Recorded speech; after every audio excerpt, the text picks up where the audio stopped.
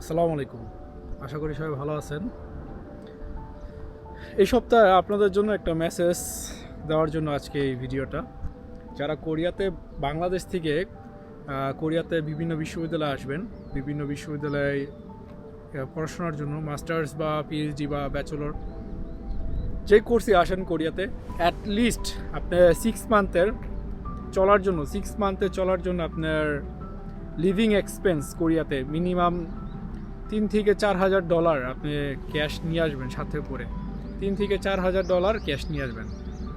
বর্তমানে কোরিয়াতে যারা বাংলাদেশ থেকে আসতেছে তাদের অবস্থা এতই বাজে, আপনার মনে করেন ফ্যামিলি ব্যাকগ্রাউন্ড খুবই বাজে।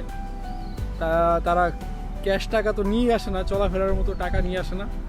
আইসে এখানে মনে করেন বিভিন্ন ইলিগাল জবে ইনক্লুডেড হয়ে যায়, জবের সাথে আপনার বিভিন্ন ইলিগাল অ্যাক্টিভিটিসের সাথে জড়িত হয়। সেই জড়িত হওয়ার কারণে ইমিগ্রেশন বর্তমানে কোরিয়াতে প্রচুর রেট দিতেছে এবং রেটের মাধ্যমে ইমিগ্রেশন যে আইন ভঙ্গ করতেছে ইলিগালভাবে জব করতে গিয়ে। সো সেজন্য কোরিয়ান ইমিগ্রেশন কিন্তু ধরে ধরে আপনার পেনাল্টি দিতেছে, যেটা ধরে ধরে প্রায় কোরিয়ান 30 থেকে 40 লাখ ওন, মানে 3 million to 4 million Korean won আপনার পেনাল্টি দিতেছে স্টুডেন্টদের। যে পেনাল্টিটার কারণে স্টুডেন্টরা কিন্তু বর্তমানে আপনার যদি আপনি ইলিগেলি জব করেন, সো এই পেনাল্টি আপনার আসবেই। ইভেন নতুন আইনে, কোরিয়ার নতুন ইমিগ্রেশন আইনে যদি কোনো একটা স্টুডেন্ট 3 মিলিয়নের উপরে যদি স্যালারি পায় তাহলে তার ভিসা এক্সটেনশন হবে না। 3 মিলিয়নের উপরে যদি স্যালারি আসে তাহলে আপনার ভিসা এক্সটেনশন হবে না পরবর্তী বছর। প্লাস আপনার কোনো যদি তার গ্র্যাজুয়েশনও কমপ্লিট হয়ে যায়, সে D10 বা E7 ভিসা বা F2R ভিসা, যেই ভিসাই কনভার্ট করুক, বা F27 তার ভিসা কনভার্ট বা ভিসা চেঞ্জ আর হবে না।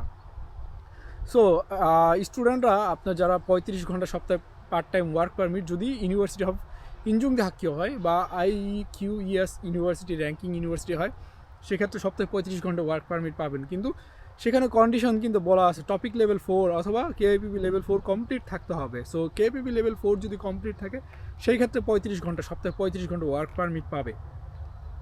তো যারা আপনারা ইলিগেলি কাজ করবেন, আপনার কিন্তু ভিসা কিন্তু চেঞ্জ হবে না, আপনি কিন্তু ধরা খাবেন, আজকে হোক কালকে হোক ধরা খাবেন। কারণ আপনি যে রেস্টুরেন্টে বা যেই ফ্যাক্টরি বা যেই প্রতিষ্ঠানে জব করবেন, ওই প্রতিষ্ঠান কিন্তু আপনার নামে ট্যাক্স দিবে।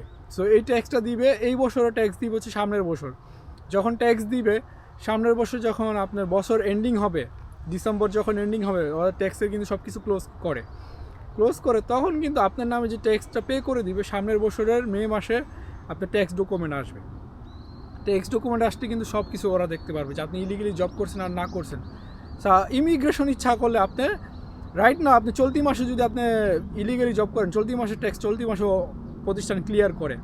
সো ইমিগ্রেশন ইচ্ছা করলে তখনও কিন্তু আপনার নামে যে ট্যাক্স আসে নাকি কোনো প্রতিষ্ঠানে সব দেখতে পারবে। সো আপনারা যারা কোরিয়াতে ইলিগালি জব করতেছেন, D2 ভিসা থেকে কোরিয়াতে ইলিগালি জব করতেছেন, আপনার খামখেয়ালি মনে করতেছেন যে ইমিগ্রেশন থেকে ওয়ার্ক পারমিট নিবেন না, এটা আপনার বিষয়, কিন্তু আপনি জব করতেছেন। সো আপনাদের প্রতি আমি বলে দিলাম যে আপনাদের আবার সতর্ক করলাম, আপনাদের কিন্তু কোরিয়া থেকে ডিপোর্ট হবেন অথবা বড় অ্যামাউন্টের পেনাল্টি খাবেন। এবং ইন ফিউচার আপনার কোরিয়ার কোনো ফিউচার নেই, আপনি কিন্তু কোরিয়াতে ইলিগালি আপনার কোনো ভিসায় চেঞ্জ করতে পারবেন না, তখন কিন্তু কোরিয়াতে আপনাকে ইলিগেল হয়ে যেতে হবে। আপনার এদিক দিয়ে আপনার ইউনিভার্সিটি গ্র্যাজুয়েশনও করতে পারতেছেন না, অন্যদিকে হচ্ছে আপনার যখন আপনার বড় একটা পেনাল্টি আসবে, একটা মাথায় চাপ থাকবে।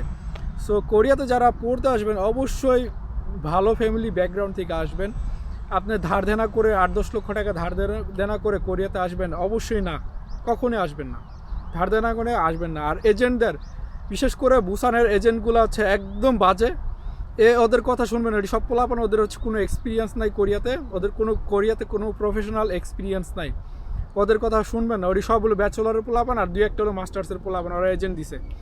বিশেষ করে তো আপনার কয়েকটা ফেয়ার এডুকেশন আছে, এটির কথা তো শুনবেনই না। ওই হচ্ছে বড় বাটপার কোরিয়াতে, সবচেয়ে বড় চিটার বাটপার, ওদের কথা শুনবেন না। ওর কোনো এক্সপিরিয়েন্স নাই, সব বুসানের পোলাপানদের কোনো এক্সপিরিয়েন্স নাই, জবের প্রফেশনাল জব করে নাই জীবনও, কোনো অফিসে জীবনও জব করে নাই। সো ওদের কথা শুনবেন না। আপনারা যদি কোরিয়াতে আসেন ভালো ফ্যামিলি ব্যাকগ্রাউন্ড থেকে আসবেন, কোনো দিন লোন করে হায়ার স্টাডির জন্য অবশ্যই না, লোন করে হায়ার স্টাডির জন্য আসবেন না। আর কিছু পোলাপান যারা বাংলাদেশ থেকে আপনার কি বলে আইএলস আপনার ভালো স্কোর করে, কিন্তু কোরিয়াতে এসে দেখা যায় হচ্ছে তাদের পারফর্ম ভালো না, বা কোরিয়াতে লেখাপড়ার তাদের মানে মানে পারফর্ম কোনো জায়গায় ভালো না, লেখাপড়া না পারে, পারফর্ম না পারে হচ্ছে আপনার পার্ট টাইম জব করে যায়, ওইখানেও কোরিয়ান ল্যাঙ্গুয়েজের ক্যাপাবিলিটি বা ইংলিশের ভালো ক্যাপাবিলিটি নাই, কিন্তু কীভাবে যে তারা আইএলসের ভালো স্কোর করলো আমার মাথার উপর দিয়ে যায়। সো আপনারা যারা কোরিয়াতে মাস্টার্সের জন্য আসবেন বা পিএইচডির জন্য আসবেন বা ব্যাচেলরে যেই করতে আসেন, অবশ্যই ভালো অ্যামাউন্ট $3,000 থেকে $4,000 নিয়ে আসবেন। এবং এই মানিটা আপনার $3,000 থেকে $4,000 যদি আনেন, আপনি এই টাকাটা 6 মাস বা 7 মাস আপনি যেন বসে খেতে পারেন, বা 6 মাস 7 মাস আপনি যেন কোরিয়ার সাথে আপনি অ্যাডজাস্ট হতে পারেন, সেই চিন্তা করে ওই টাকাটা আপনার একটা প্ল্যানিংভাবে আস্তে আস্তে খরচ করবেন।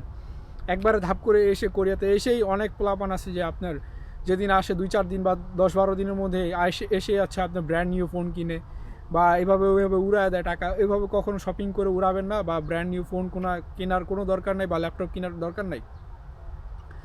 আপনারা ওটা না কিনে দেখেন, আপনি যদি ল্যাপটপ প্রয়োজন হয়, ইউনিভার্সিটিগুলোতে কিন্তু ল্যাব সবসময় ফ্রি, কম্পিউটার ফ্রি। আপনি আপনি ওইখানে স্লাইড বানাবেন, ওইখানে যে স্লাইড বানান। আপনার ল্যাপটপ কখন কিনবেন? যখন আপনার টাকা পয়সা হবে, আপনার ভালো অ্যামাউন্ট, আপনার একটা আর্নিং সোর্স হবে, আপনার পার্ট টাইম জবেরও একটা ওয়ার্ক পারমিট হবে, প্রত্যেক মাসে আপনি 15 থেকে 20 লাখ ইনকাম করতেছেন, তখন আপনি ল্যাপটপ কিনবেন বা মোবাইল কিনবেন, দামি মোবাইল। তার আগে কখনো এগুলো কিনবেন না। স্টুডেন্ট ভিসাতে থাকতে অবশ্যই যখন কোরিয়াতে আসবেন, সাথে সাথে এগুলো কিনবেন না। আপনি 6 মাস 1 বছর গেলে, 6 মাস গেলে তারপর কিনবেন। আর আরেকটা বিষয় হচ্ছে, আপনারা যারা কোরিয়াতে আপনার এসে হচ্ছে, অনেকে হচ্ছে আমাদের ধর্ম ভুলে যায়, বিভিন্ন দিকে জড়িত হয়ে যায়। অনেকে আপনার মদটদ বা এগুলা নেশার দিকে চলে যায়। এইগুলা আপনার অ্যাভয়েড করে চলবেন, অবশ্যই আল্লাহর পথে চলবেন এবং ইসলামের পথে চলবেন। অ্যাটলিস্ট চেষ্টা করবেন সপ্তাহে যেন অ্যাটলিস্ট একবার হলো, মানে আমাদের প্রত্যেক সিটিতে, কোরিয়ার প্রত্যেক সিটিগুলোতে আপনার ইসলামিক সেন্টার আছে বা মসজিদ আছে, ওইখানে যে যাওয়া আসা করবেন, তাহলে হচ্ছে আপনার একটা ভালো সম্পর্ক থাকবে। প্রত্যেক সপ্তাহে চেষ্টা করবেন যাওয়া আসার।